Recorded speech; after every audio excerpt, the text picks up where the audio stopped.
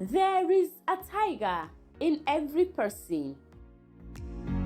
There is a tiger in every person. Each of us has a lion, crocodile, dragon, a wild nature hiding inside of us. Releasing that beast depends on how much we have been pushed or provoked by others. When you provoke somebody to a level or degree where he or she loses control of their mind, they will begin to demonstrate certain traits that you cannot see right now, hidden traits which you may have mistaken for weakness. When pushed to the wall, you will be amazed at the kind of things that person you assumed was weak and docile is capable of. Even the persons themselves may end up surprised at their behavior and character at that moment when they get pushed beyond their limits and run out of patience. Most times, people who are calm maintain their calmness and comportment out of a sense of maturity, self-discipline, and self-control. If such a person chooses to keep quiet when you are talking, it does not mean that the person is weak. If the person chooses to remain quiet when you are shouting or doesn't push back when you push them, it does not mean that they are afraid of you. The person is only exhibiting restraint and self-control, and it will be wrong for you to want to take advantage of the person's calmness by continuing to hit or push the person. Eventually, the person could get to a point where they just snap, because even an animal, when pushed to the wall, will fight back. People with such strong self-control are the ones who keep the environment and society safe. They realize that two wrongs do not make a right, so they behave themselves and do all they can to maintain peace. They know that if everybody decides to lose their cool and emotions all the time, the environment will not be conducive for anyone, because everybody will begin to act crazily. Such mature people who know how to always keep their emotions in check need to be encouraged rather than incensed.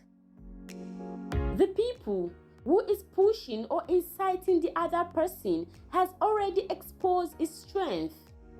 For example, people who use their office or position to intimidate, harass, or victimize other people are simply telling those they victimize and the entire society that they are nothing without their office and position.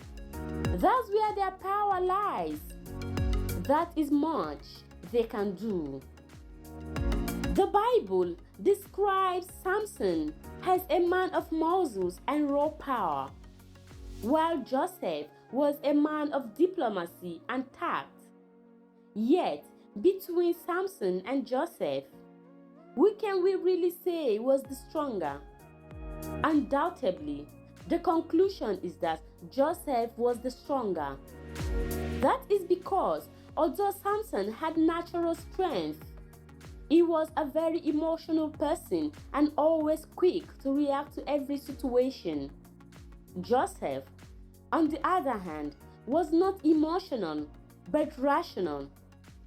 It took time to think before acting.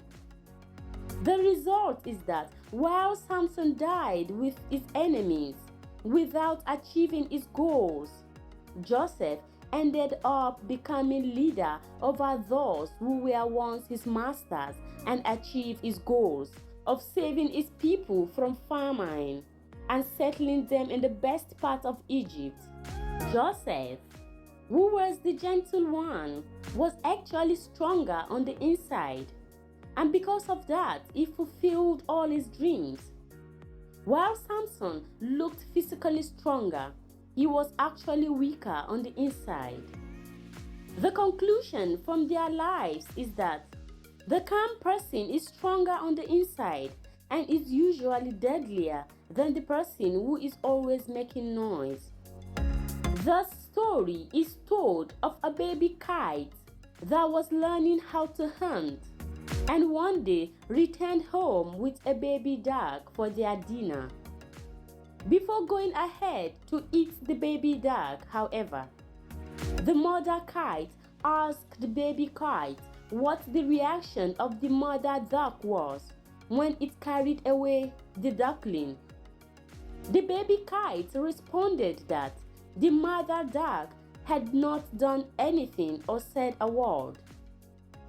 The mother kite told her baby to quickly return the duckling to its mother, noting that the mother duck's silence was an ominous sign since they could not tell what she was planning against them. Mother kite told baby kite to look for something else to catch on its way home from returning the ducklings to its mother. Soon, the baby kite returned home with the chick of a domestic fowl in its claws and told its mother that the mother hen was busy ranting, raving, and laying all manner of curses on it as it flew away with her chick.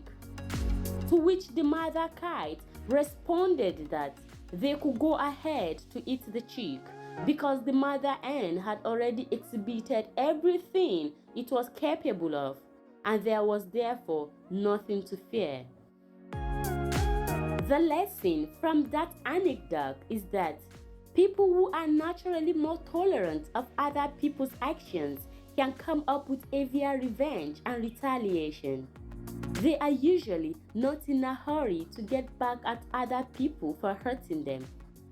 Rather, they take their time to come up with something heavier and more painful to those who dared them. The real dangerous person is the one who hasn't told you what he or she can do. You are busy acting up and they tolerate you. They haven't come out to tell or show you what they are capable of.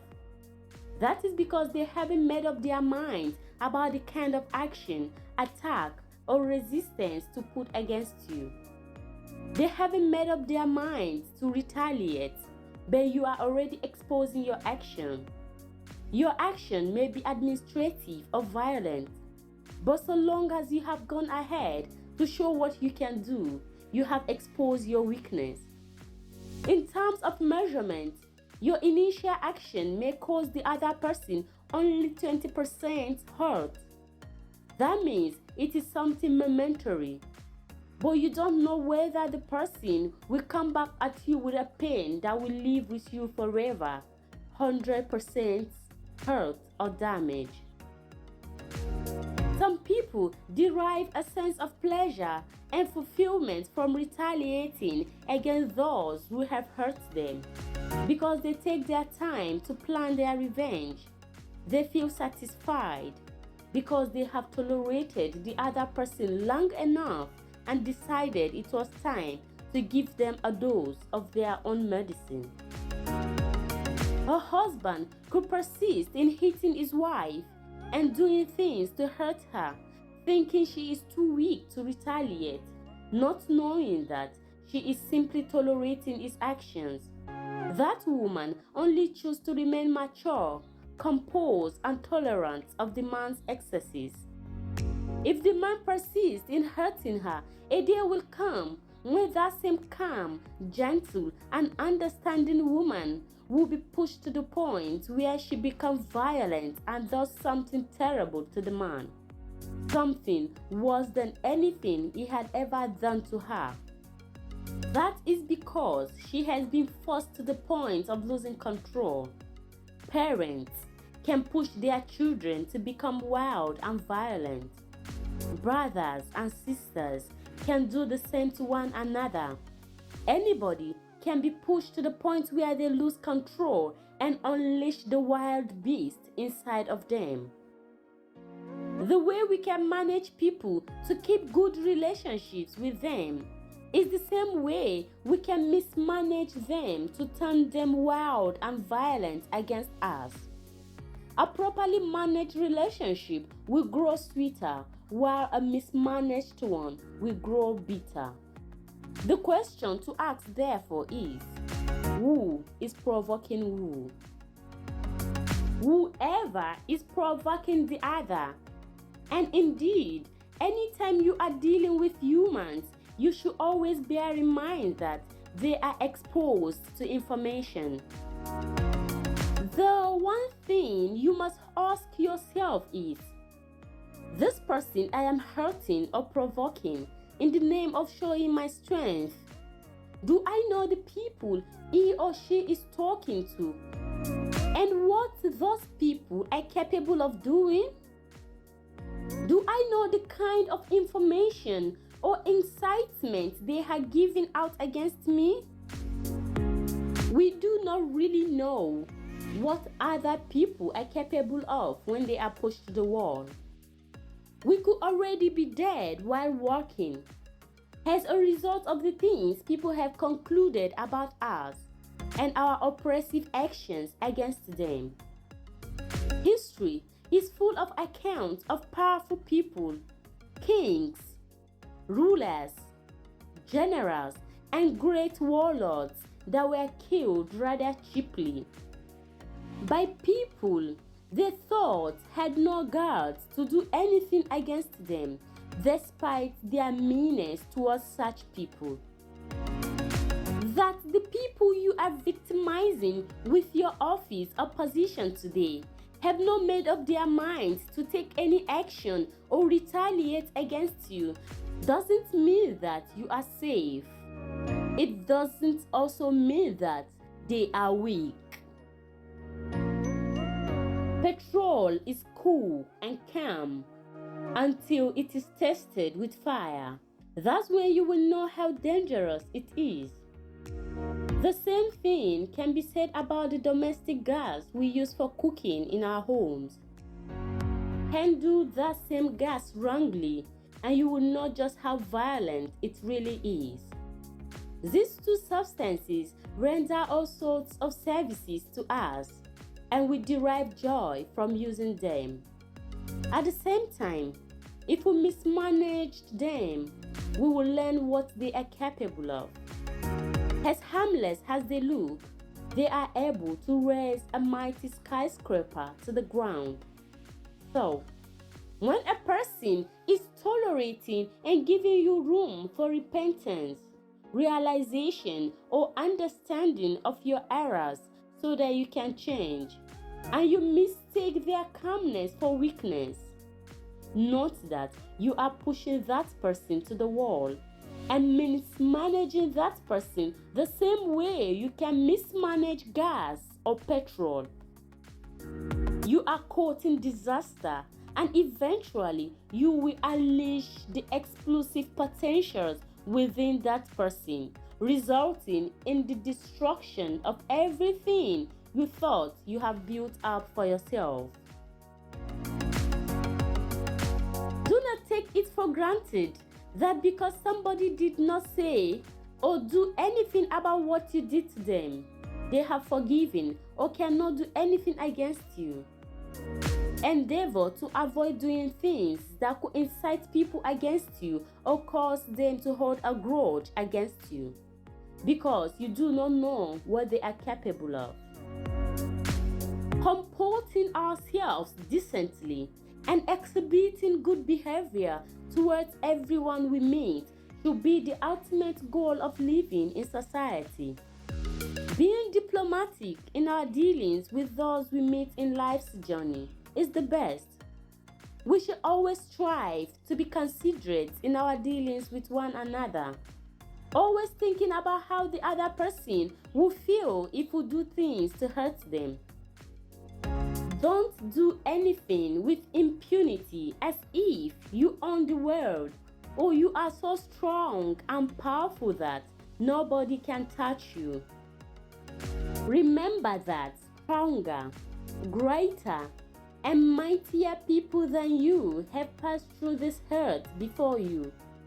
Many among them thought they could get away with anything because their security and defense were impenetrable, took their final breaths in shock as persons they assumed were weak, powerless, and terrified of them easily penetrated those defenses to take their revenge and retaliation against them.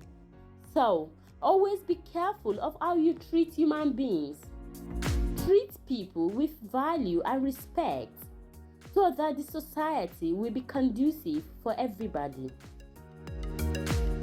The best way to live in society is to love one another and live in understanding and peace with your neighbors. Don't be in a hurry to show your strength, because by doing so, you might end up mismanaging sensitive situations and relationships. Learn to manage your strength. Don't use your strength against people or treat them in ways that make them go to bed and wake up with thoughts of the pain you caused them.